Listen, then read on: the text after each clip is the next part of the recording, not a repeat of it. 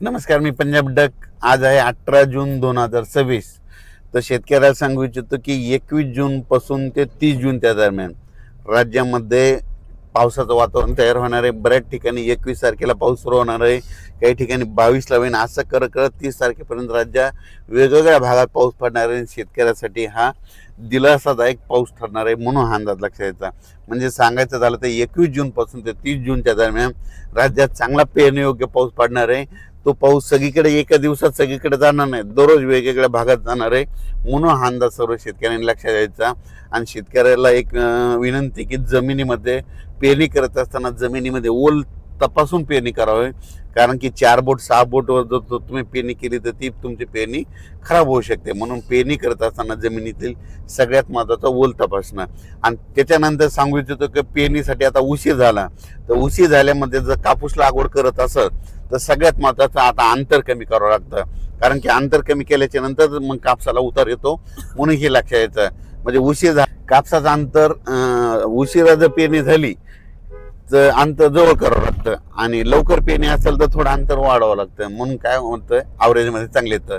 पण कोणतीही पेरणी करत असताना उशिरा झाली तर त्याचं अंतर कमीच करावं लागणार आहे.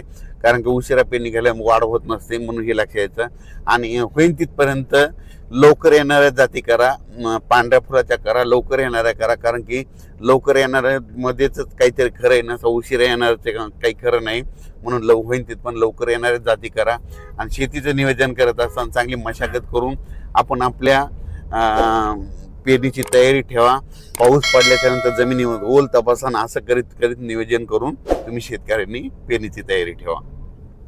परत एक शेतकऱ्याला सांगू इच्छितो की यावर्षी दरवर्षी मी म्हणतो ना, जूनच्या शेवटच्या आठवड्यातच पेरणी होणार आहे. मी पहिल्यापासून सांगतो की निसर्गच 22 दिवस पुढे सरकला आहे, पण याकडे कोणी दुर्लक्ष करतं.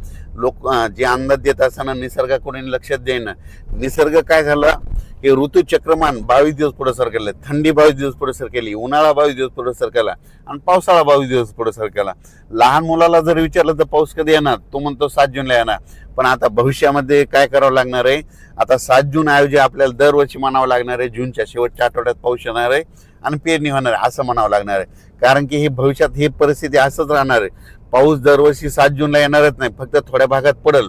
पण खरी पेरणी मात्र 14 जूनच्या शेवटच्या आठवड्यात होणार. म्हणून म्हणतो आता 2027 बी धरा, 2028 आणि 2029ला तरी तुम्ही काय करा, वाटल्यास आतापासूनच लक्षात ठेवा पेरणी कधी होणार, तर शेवटच्या आठवड्यातच होणार. आणि यावर्षी तशीच परिस्थिती. मी खूप दिवसापासून सांगत होतो निसर्ग पुढं सरकायला, पण याकडे कोणी दुर्लक्ष करत, सगळेजण दुर्लक्ष करत होते. पण आता खरी वेळ आली. आता बघा तुम्ही, दरवर्षी जूनच्या शेवटच्या आठवड्यात पेरणी होणार आहे, म्हणून हा अंदाज लक्ष. एल निनो बद्दल सांगायचं ठरलं तर एल निनो असो या नसो, दरवर्षी आपल्या महाराष्ट्रामध्ये भारतामध्ये पाऊस येतो तर येतोच, ही गोष्ट लक्षात घ्यायची. तर तुम्ही बघायचं झालं तर बघा, आता 21 तारखेपासून पुन्हा पाऊस सुरू झाला की हे सगळं बंद होतं, एल निनो बंद होतं, सगळंच बंद होतं. म्हणून शेतकऱ्याला सांगू इच्छितो, आपल्या भारताला 2 समुद्र आहेत, एक अरबी समुद्र, बंगालच्या खाडीचा समुद्र. अरबी समुद्रामधून जरी पाऊस नाही आला तर शेतकऱ्यांनी एक तारीख लक्षात घ्या, 20 सप्टेंबर एक कॅलेंडरमध्ये लिहून ठेवा. 20 सप्टेंबरला एक पाऊस येणार आणि शिवाय शेतकऱ्याची ज्वारीची पेरणी करून देणार. म्हणून हे गणित लक्षात घ्यायचं. म्हणून म्हणतो एल निनो असं नसो, दरवर्षी आपल्या महाराष्ट्रात पाऊस येणार हे निश्चित. एल निनो तुम्हाला सांगू इच्छितो 15-20 वर्षामध्ये कधीतरी एकदा उद्भवतो असतो. दरवर्षी समुद्राचं तापमान सारखं नसतं. तर तुम्हाला सांगतो, हे जे एवढा 5-7 हजार किलोमीटर इतक्या दूरचा समुद्र आहे, ह्या समुद्रामध्ये तापमानामध्ये खूप तफावत असते.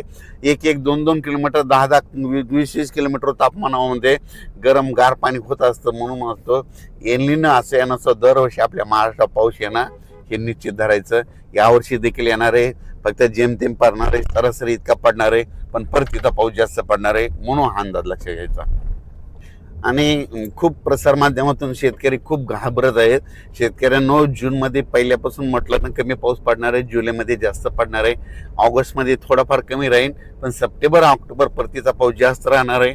13 नोव्हेंबरला थंडी येणार आहे, म्हणून यावर्षी दोन्ही पीक येणार आहे. एक तर खरीप पण येणार आहे आणि रब्बी पण येणार आहे.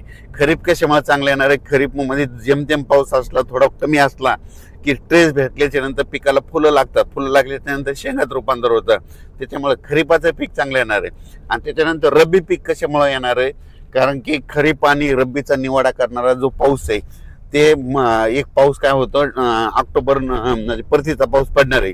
त्याच्यामुळे ते निवाडा करणारा ते परतीचा पाऊस जास्त पडणार आहे. त्याच्यामुळे रब्बीचं पीक चांगलं येणार आहे. म्हणून शेतकरी हिताचं यावर्षी साल आहे, म्हणून हे लक्षात यायचं. अफवेला बळी पडू नका आणि यावर्षी पाऊस पडणार आहे. धन्यवाद.